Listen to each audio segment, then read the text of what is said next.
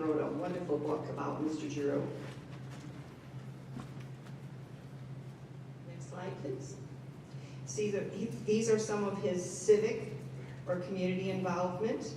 He believes that working with historical and other civic organizations is a way to promote cooperation and collaboration, the sharing of ideas and productive interaction. He's involved in many civic affairs. He has been named the Young Citizen of the Year in Colonial Heights, Virginia, Rotary District President of the Year, member of the Gettysburg Foursquare Church, and a past recipient of the Colonial Heights Outstanding Citizen Award. Some of the positive impact on Williamson and other communities. You can read it, but I'll highlight some of them. He has been a WCS commencement speaker here at graduation. He's a member of the Pulteneyville Historical Society, program presenter for the Historical Society and the Williamson Senior Citizens Group. And he sponsors the annual golf tournament for the Gates Hall in Pulteneyville. Many of you I know perform at Gates Hall. And he remains really active with our class of 1972. He was part of the group that organized our 50th class reunion last year. And our next recipient is Mike Orr. I'm sure many of you know him.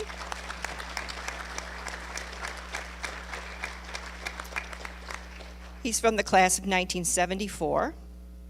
After graduation from Williamson, he attended Syracuse University, and then in 1984, he purchased King's Auto Service. He's been the owner of that business. He said he's going on his 40th year this year. Some of his civic or community involvement: Chamber of Commerce, Citizen of the Year, post member of the Williamson Chamber of, or past member of the Williamson Chamber of Commerce. He taught 4th grade junior achievement down at the elementary school, president of the Williamson Business Improvement District, Williamson Fire District Commissioner, and chairman of the Williamson Fire District. And he's a lead sponsor of the Main Street Mural Project. Next slide. And the positive impact on Williamson and other communities. As a proprietor and owner of an anchor business on Main Street, Mr. Orr and his wife Dorothy have 4 children, all graduating from Williamson, as well as having grandchildren here in the district. He furthers exercised leadership as president of the Williamson Business Improvement District since 1990. And he has tirelessly supported the Williamson Apple Blossom Festival. He actually closes his business on that weekend and allows his property for a variety of different organizations during the life or the length of that festival. And our third recipient is Brian Mangtelo.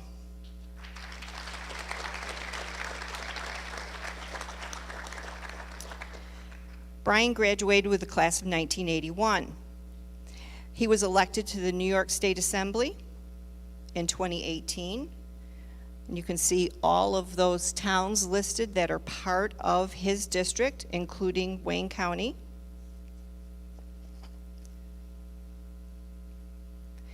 His civic and community involvement: he served in the U.S. Army, attaining the rank of sergeant. He then completed classes at the University of Chicago and FLCC. He's been the Lyons Town Supervisor since 2009 and has served as the Vice Chairman of the Wayne County Board of Supervisors. He was Chairman of the Board's Finance Committee and has also served on the Government Operations and Human Services Committee.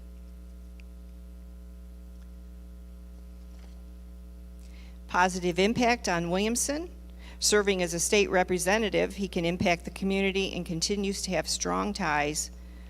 He recently participated in the middle school's Veterans Day celebration in November. He also owns and operates Mangtelo Farms in Lyons for more than 30 years, and has been an active member of the Wayne County Farm Bureau. His background gives him a unique perspective of the challenges faced by everyday New Yorkers. So please join me once again in showing our appreciation for our 3 award recipients.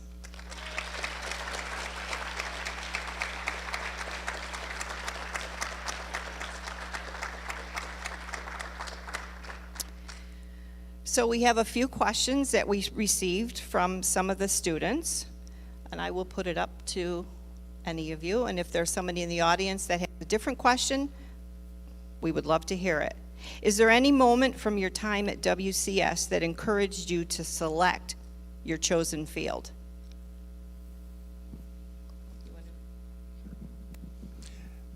Well, good morning, everyone, and thank you for having us here this morning, and thank you, Kathy, for doing this. Just a true honor. I'm not sure in my situation I ever had a chosen profession.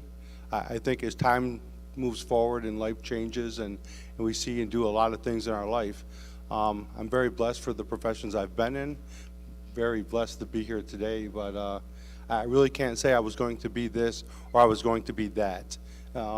It's just, you just don't know where life's going to take you. So as I always say, go above and beyond in everything that you do, and you'll get to where you want to be someday. To answer that question, good morning, I would say there was nothing at WCS that led me into the field of my occupation, my business. I had intended to become a history professor, and I was influenced in Williamson to do that. However, as Brian has said, life's curves and curveballs lead you in different directions. And I ended up in an industrial distribution business for 40 years. But the good news is that I was able to continue to work within the field of history. And I would encourage all of you, whatever you do, and some of you will love the jobs that you have and some will not, but always find ways to do the things that you like to do, and it'll keep you sane, it'll keep you happy. And anyway, that's all about me. For me, the big thing for me, I graduated here and intended to go and become a music educator, probably greatly influenced by George Drew here.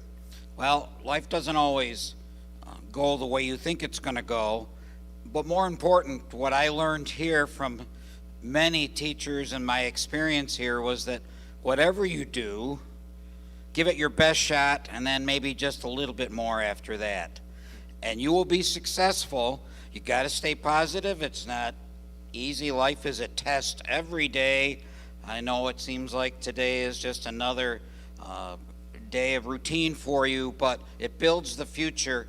And use what's around you here and carry it with you, and you will be successful wherever you go, as long as you always give it your best and maybe a little more.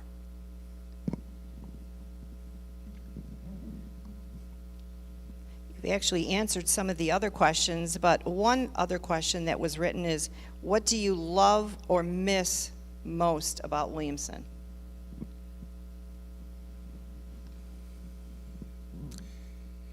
I guess I miss being in my hometown. I know my family is still here, but being here today as I walk down the aisle this morning, remembering the things that you take for granted as a young person. You know, when we were here in school as students, you just don't realize how much of an effect that your teachers have on your lives long term. And, you know, I'm going to be 60 this year. I know I don't look it, but I am going to be 60. I can just continue to remember what they've done for me, and I wish I could talk to some of them again here in the school, and I think it would be great to share that with them and how they affected our lives. All right, so I would say that I've had a very blessed life, a kind of a remarkable life in a lot of ways. When I think back to my days at WCS, where life has taken me, and lived in a couple of states and have met some very, very interesting people and had wonderful experiences. But what I miss about Williamson is that small town atmosphere.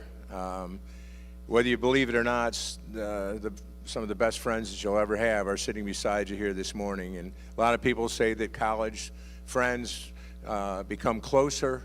I don't know what your experience will be, but for me, the strongest bonds of friendship I've ever had were developed here at Williamson Central School. And when I returned with my wife Sherry, sitting in the front row there, when we returned to Williamson, we live in Pennsylvania today, there is a warmth and a fellowship here that I just don't see in other places. This is a wonderful place for me to have been raised, to go to school here, and I just hope that you all appreciate what you're experiencing right now, because it's something that you'll always look back on, I hope, very, very fondly. I would follow up with that exactly. You are sitting in the comfort zone right now for your life, and you'll never forget this, and I am so glad that I have got a career that has led me back here to be part of Williamson. All my kids have graduated here on the stage or outside here, and now my grandkids are here, and I'm surprised nothing's been thrown at me. But in any event, it is a great place to be. Things change, but they don't change, and there's something really important about that as life goes on. Enjoy what you have. I certainly am so glad to have been able to come back here and have my career here in Williamson. And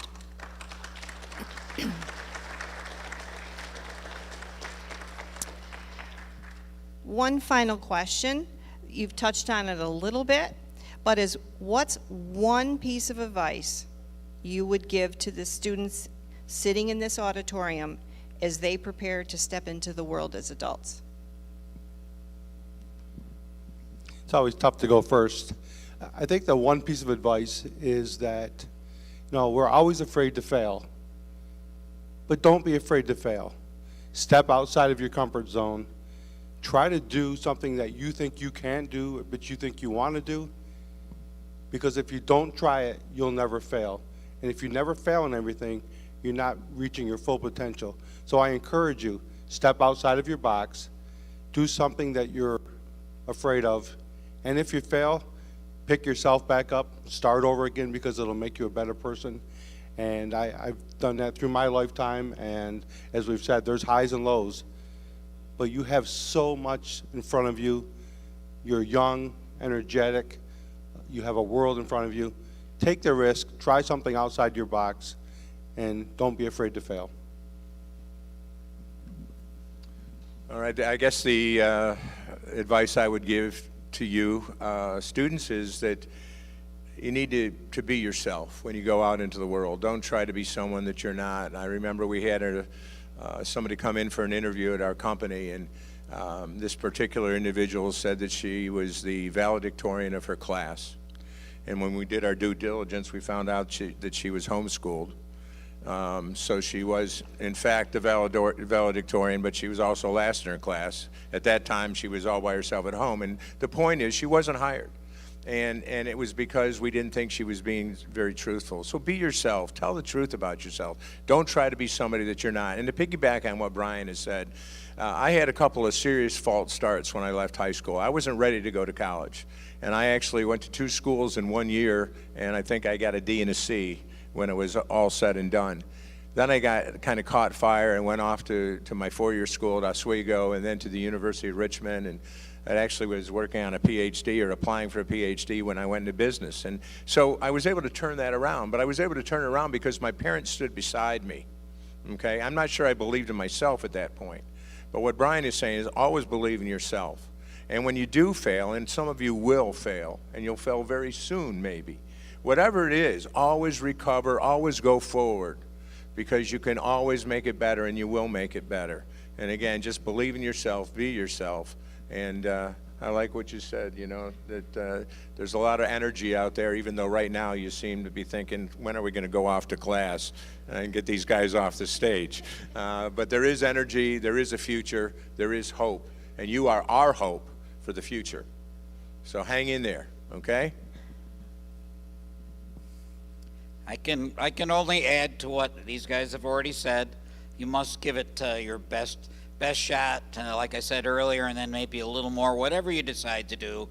And not every attempt is going to be successful. We have all had those days of doom and gloom, but in the big picture, there are a lot of days that are going to be a lot better for you. So don't cut yourself short by not giving it your best shot every time, because then you do have to blame yourself. So don't let that happen.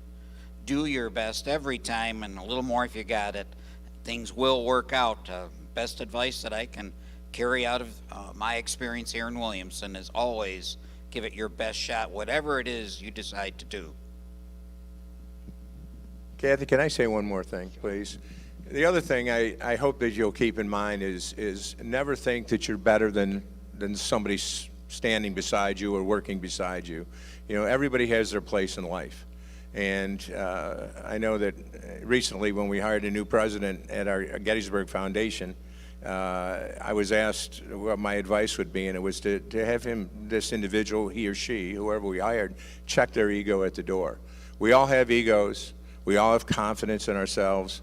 But remember, you're really no better than the next person, you know, and we're in it together. So try not to be too judgmental about others. And again, kind of check your ego at the door and know that we work together. That's the best way to get things done.